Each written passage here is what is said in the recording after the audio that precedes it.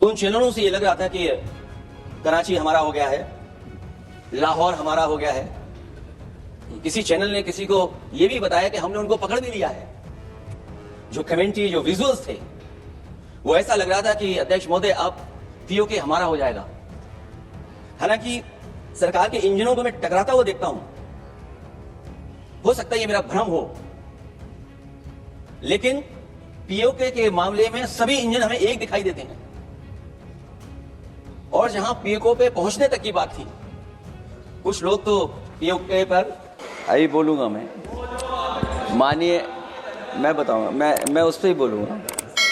माननीय सभापति, मैं धन्यवाद देता हूं आपको कि आपने मुझे बहुत महत्वपूर्ण विषय पे बोलने का मुझे मौका दिया। अभी मैं तमिलनाडु की डीएमके की माननीय सदस्य कानीमोझी जी को मैं सुन रहा था और उन्होंने, मैं उनको धन्यवाद देता हूं कि कई महत्वपूर्ण बातें उन्होंने रखी और अभी भी उनको अपनी अच्छी बातों के लिए बधाई मिल रही है।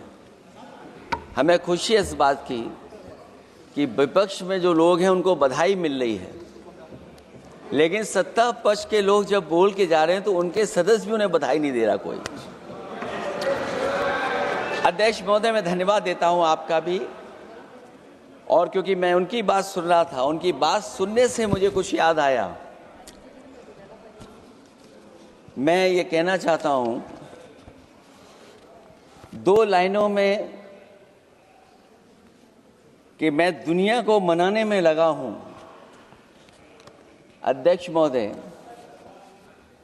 मैं भारतीय जनता पार्टी के लिए बता रहा हूं ये लाइनें कि मैं दुनिया को मनाने में लगा हूं, मेरा घर मुझसे रूठा जा रहा है। मैं दुनिया को बनाने में लगा हूं, मेरा घर मुझसे रूठा जा रहा है। अध्यक्ष महोदय, बात शुरू करने से पहले मैं सबसे पहले भारत की सेना, उसका आभार, उसका धन्यवाद देना चाहता हूं। दुनिया में साहसी फौजों में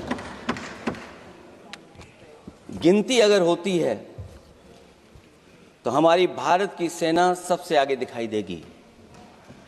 उनके पराक्रम पर, उनकी वीरता पर, उनके अदम्य शौर्य पर हमें सबको गर्व है।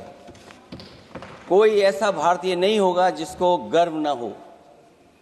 हमें अपनी फौज पर गर्व है और हमें इस बात के लिए भी गर्व है कि जब सेना ने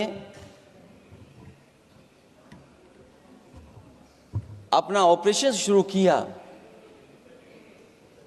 तो पाकिस्तान के जितने भी टेररिस्ट कैंप थे उन पर अटैक किया गया। न केवल पाकिस्तानी कैंपों को नष्ट किया गया, बल्कि पाकिस्तानी जो एयर बेस है उन तक पहुंच गए, उनको भी नष्ट किया, ध्वस्त किया। और जब हमारी फौज पाकिस्तान को हमेशा हमेशा के लिए एक पाठ पढ़ा सकती थी, एक ऐसा संदेश जाता कि भविष्य में पाकिस्तान कभी ये हिम्मत नहीं जुटा पाता। और ऐसा भी लगा हम लोगों को, क्योंकि अध्यक्ष महोदय, जब हम बड़े बड़े राष्ट्रीय चैनलों को देखते हैं तो उन चैनलों से ये लग रहा था कि कराची हमारा हो गया है, लाहौर हमारा हो गया है। किसी चैनल ने किसी को ये भी बताया कि हमने उनको पकड़ भी लिया है। जो कमेंट्री, जो विजुअल्स थे, वो ऐसा लग रहा था कि अध्यक्ष महोदय अब पीओके हमारा हो जाएगा। हालांकि सरकार के इंजनों को मैं टकराता हुआ देखता हूं, हो सकता है ये मेरा भ्रम हो, लेकिन पीओके के मामले में सभी इंजन हमें एक दिखाई देते हैं। और जहां पीओके पे पहुंचने तक की बात थी, कुछ लोग तो पीओके पर ये कह रहे थे कि हमारा कब्जा हो जाएगा, 6 महीने का केवल हमें मौका मिल जाए। ये अफसर सरकार आखिरकार पीछे कैसे हट गई और क्या कारण था कि सरकार को सीज फायर का ऐलान करना पड़ा? अध्यक्ष महोदय, हमें उम्मीद थी कि सरकार सीज फायर करेगी, सरकार ऐलान करेगी, लेकिन इनकी मित्रता बहुत है, बहुत गहरी मित्रता है, और उसका परिणाम यह है कि इन्होंने अपने मित्र से ही कहा कि आप ही सीज फायर अनाउंस कर दीजिए, हमारी कोई जरूरत नहीं है, हम सीज फायर आपसे ही स्वीकार कर लेंगे। आखिरकार किस दबाव में ये सरकार स्वीकार कर रही है? अगर आप ये वीडियो YouTube पर देख रहे हैं तो हमारे चैनल को सब्सक्राइब कर बेल आइकन दबाएं, और Facebook पर देख रहे हैं तो हमारे पेज को लाइक करें।